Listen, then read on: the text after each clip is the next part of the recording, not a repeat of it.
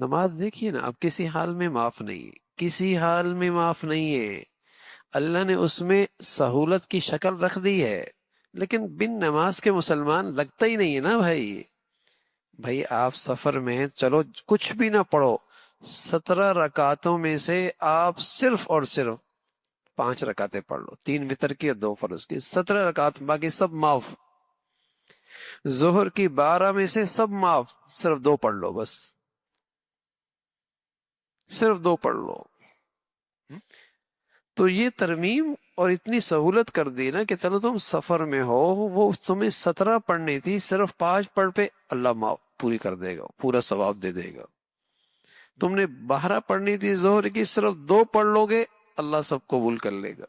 یعنی اتنی سہولت کر دی، 12 سے 2 ہو گئی، عصر کی 8 میں سے 2 ہو گئی۔ یہ سہولت دی ہے کہ پڑھنی ضرور ہے، سفر میں ہے، اچھا بھائی پانی نہیں استعمال کر سکتے، بیڈ پہ ہے، بیڈ پہ ہے، کھڑا نہیں ہو سکتا، پانی نہیں استعمال کر سکتا، کوئی بات نہیں، پانی کی بھی استعمال کرنے کی ضرورت نہیں ہے، ہاں۔ اور جیسے کہیں کہ کھڑے ہونے کی بھی ضرورت نہیں، ارے بھیا بیٹھنے کی بھی ضرورت نہیں ہے، اللہ اکبر۔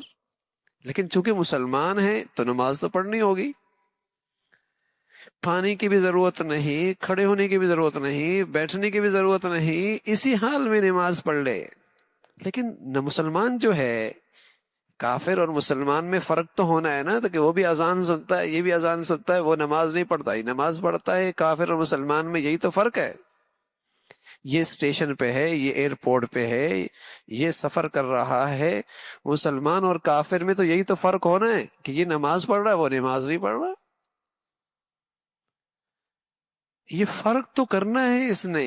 کہیں بھی دنیا میں یہ ہے، اذان کا وقت، نماز کا وقت ہوا، اس میں اور کافر کے درمیان فرق ہونا چاہیے۔ اب یہ نماز پڑھ رہا، وہ نماز نہیں پڑھ رہا۔ اللہ کے نبی صلی اللہ علیہ وسلم نے بتایا، نماز اسلام اور کفر میں فرق کرنے والی چیز ہے۔ پتہ چل جائے پورے اسٹیشن پہ یہ مسلمان ہے، پورے ایئرپورٹ پہ یہ مسلمان ہے، پورے ایئر لائن میں نظر آئے یہ مسلمان ہے، نماز پڑھ رہا ہے۔